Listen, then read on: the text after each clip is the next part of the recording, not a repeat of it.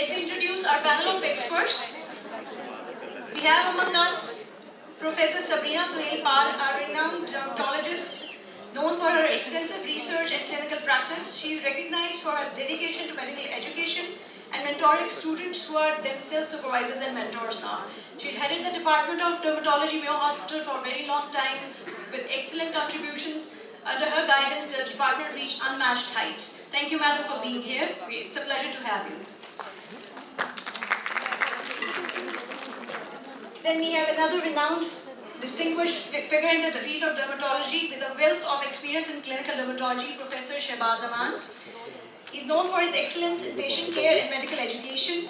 As a dedicated educator, he plays a vital role in shaping the future of dermatology and maintaining aspiring dermatologists like us. He is headed the Department of Dermatology at Services Institute of Medical Sciences and Hospital, Lahore. Thank you, sir, for being here. It's a pleasure to have you. Then we have another highly esteemed figure in the field of dermatology, known for his profound expertise and contributions to both clinical practices and academia. As a dedicated educator, he has shaped the future of many dermatologists. He has headed the Department of Dermatology, Mayo Hospital, Lahore, with immaculate expertise. We have Professor Tahir Jameel here. Thank you, sir, for being here. It's a pleasure to have you. Ladies and gentlemen, when it comes to children, skin health plays a crucial role in promoting emotional well-being and mental health of children. A healthy skin helps them to grow up to their full potential and lead fulfilling lives. To discuss psychocutaneous disorders among children, there can't be a better person than a fine and expert child psychiatrist. We have with us to discuss the psychocutaneous disorders of children. We are pleased to have Dr. Professor Nazish Imran. She is currently head of Department of Child and Family Psychiatry Department, KEMU, and has established the first ever dedicated child psychiatry inpatient unit in Pakistan since 2012. We are very blessed to have you, madam. Please come on stage.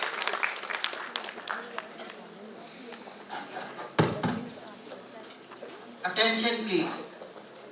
अच्छा, ये आपको madam का एक और introduction भी करा दूँ. She is the only psychiatrist, pediatric psychiatrist in the town, and there are a lot of psychocutaneous disorders which she will discuss. और आप सब ने इंतहाई attention से सुनना है.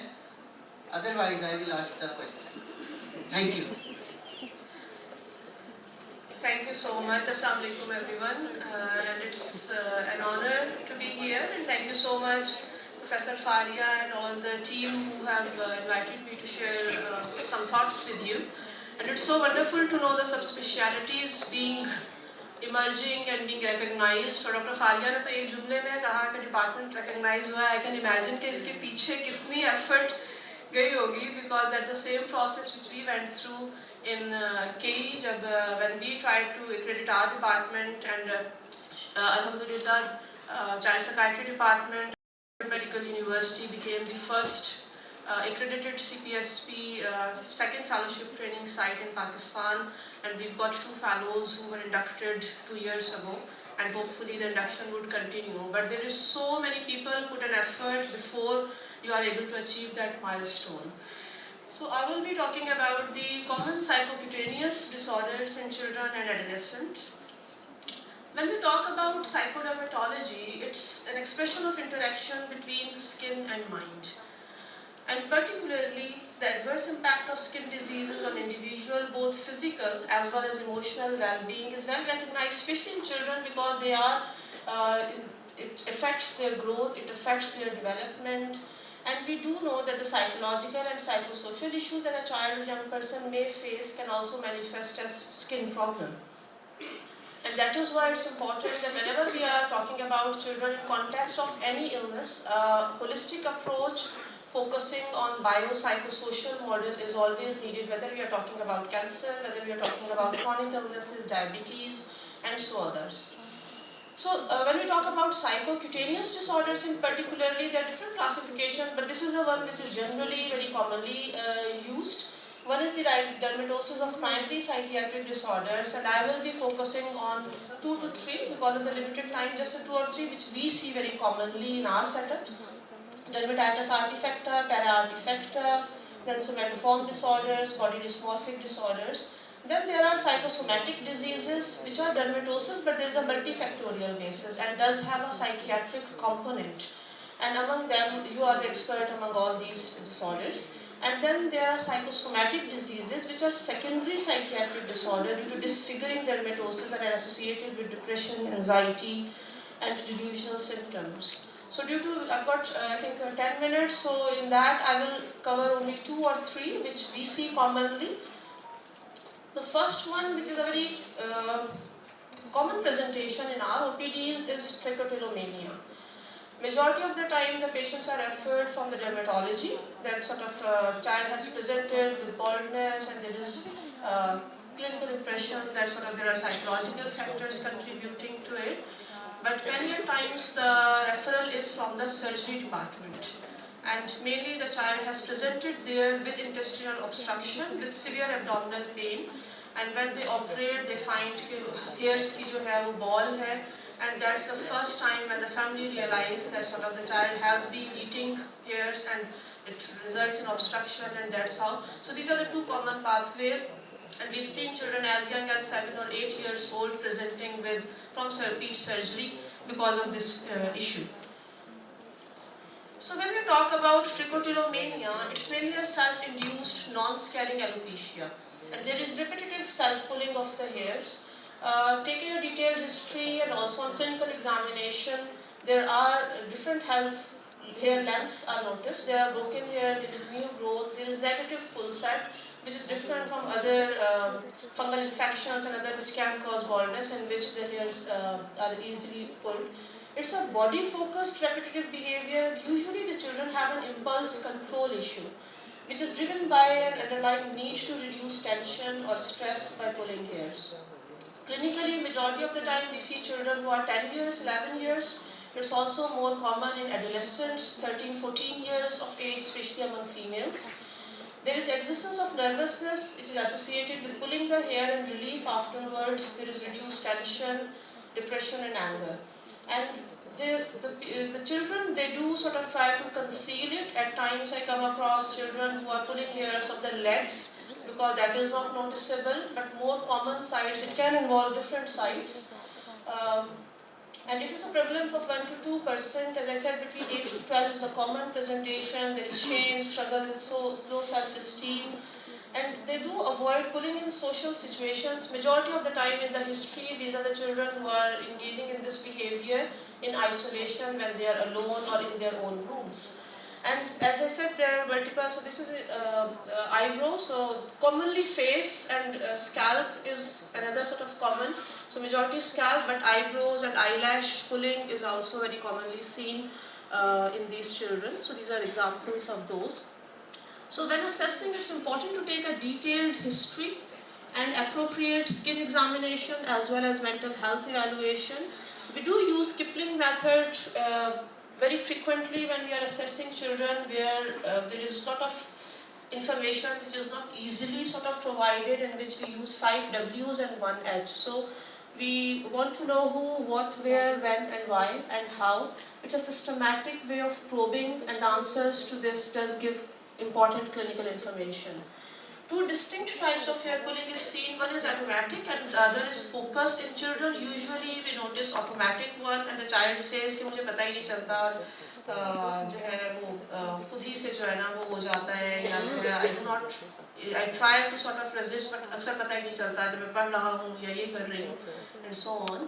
Usually there are a lot of psychosocial dysfunction. Family related issues बहुत common हो सकते हैं, family breakup, domestic arguments, individual issues, bullying, school-related factors. These are one of the very common ones, either family-related and school. So whenever we are assessing a child, we are assessing in the domain of immediate family, individual factors, family, joint family and extended family relationships, and then school becomes, in school-going children, a major sort of factor that we have to assess.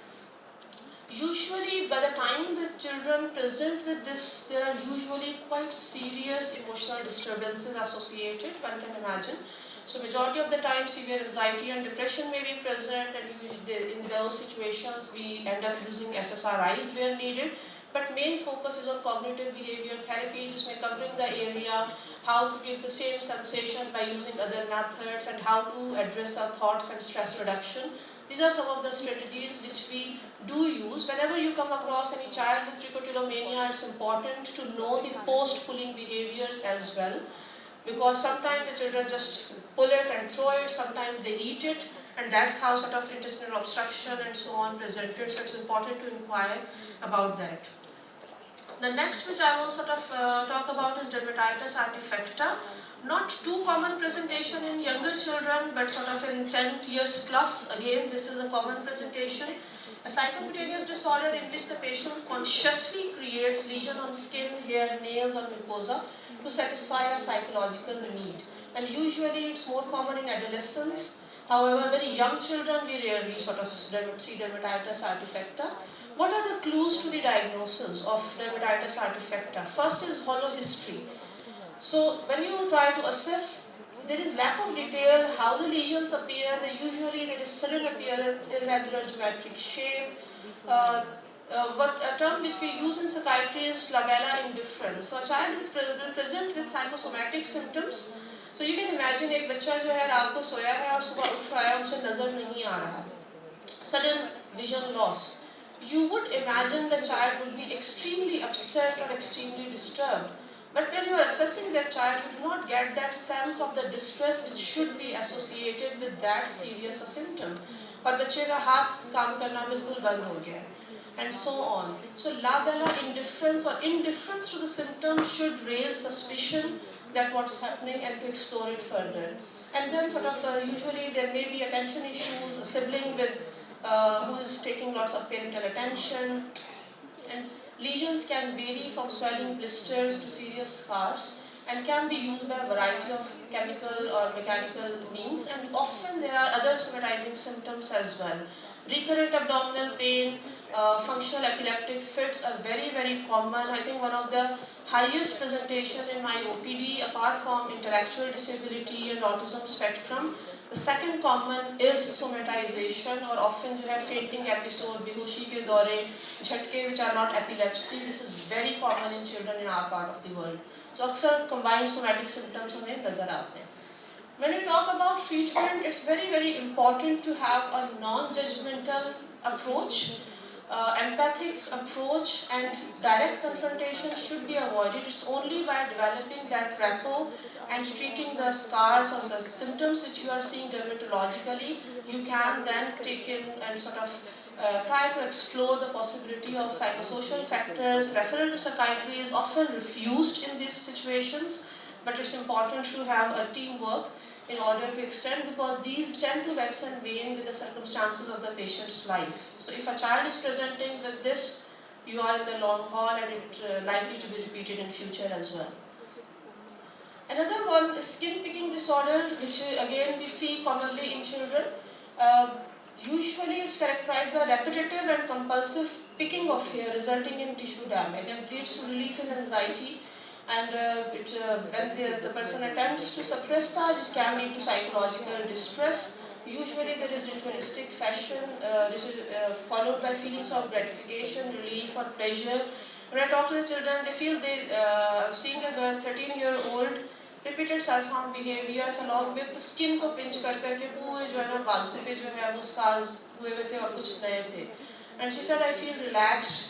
मुझे लगता है गुस्सा मेरा कम हो जाता है when I do it, and that has become a repetitive behavior with her.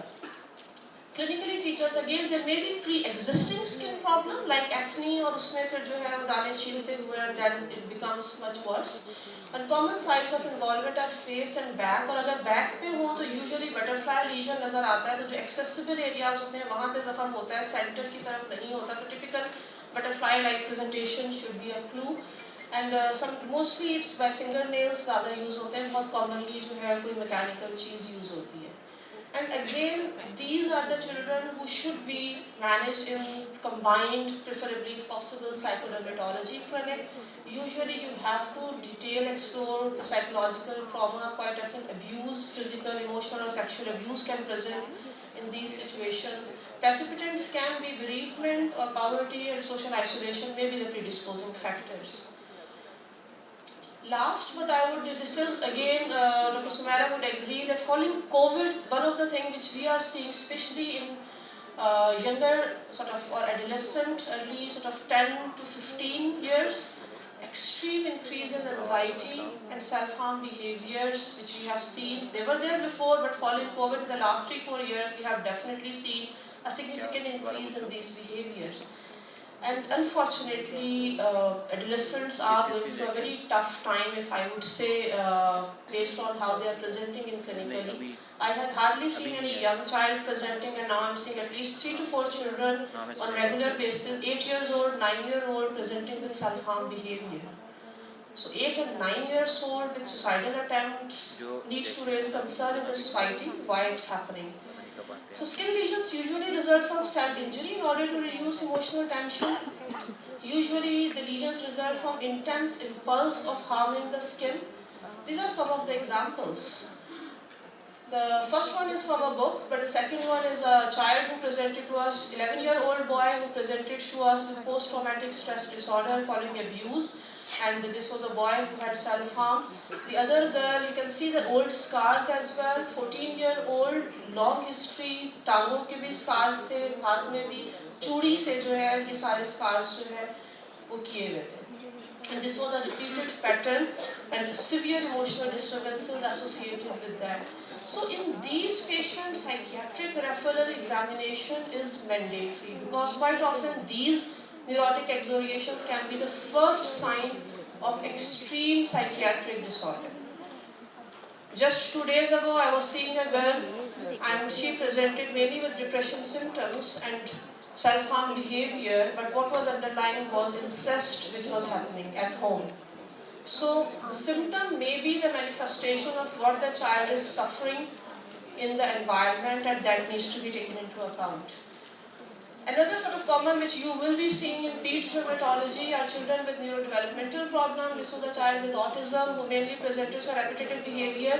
सिर्फ जहाँ पे भी आता था तो hitting on table and chair. When he came to the clinic again, सिर्फ repeating, and you can see कि उसकी skin किस तरह से जो है हुई हुई है. तो quite often self-injurious behavior with neurodevelopmental disorder, especially autism, are very common, and we are seeing increase in autism. Along with that, you may will see many of the skin-related issues which you will be managing in dermatology clinic. And the last, I'll share this one case. This was again 14-year-old girl जो हमारे पास present की थी 6 months की history के साथ. इसकी मुट्ठियाँ इस तरह से बंद थी 6 महीनों से. तमाम investigations हो गई थी. Every sort of biological factor was sort of ruled out, and she was referred. When I took the history, clinical impression was of conversion disorder. So physical symptoms presenting as a result of underlying emotional difficulties. We tried to treat her, didn't respond to medication, wasn't engaging in psychological work, lot of interpersonal issues, lot of family factors contributing to it. And then sort of this was an example जब हम multidisciplinary team की बात करते हैं, we looked up the literature. There were hardly few cases reported all around the world. This is known as clenched fist syndrome. So what we then sort of did, one of the things was to engage with the surgical team. So we engaged with the surgeons in our unit to examine, and this was during the surgery under anesthesia. उसके हाथ खुल गए, but एक हाथ जो इतना ज़्यादा बंद था, you can see जो उसका contracture से भी develop होने लग गए थे, and there was sort of 6 महीनों से बंद था, तो अंदर skin की हालत you can imagine and all sort of so on. So we got dermatology involved there. So this sort of was an example of multidisciplinary where you have to go outside the psychiatry and engage with other sort of team members. This was her hand at the time of discharge. So, but 6 महीनों बाद she again presented with repeated sort of जहाँ पे इस तरह के serious issues होते हैं, you will be seeing more and more recurrence of these symptoms. And we published that is available on the net, you can see. So the last sort of point, which I think is a take-home message as well, that teamwork between dermatology and psychiatry is the most important step. Developing relationships, developing networking, interdisciplinary work, because it's a difficult road to treatment of psychocutaneous disorders in children, as you can see from some of the examples which I've shared from the clinical side. Thank you so much for your attention. Any question?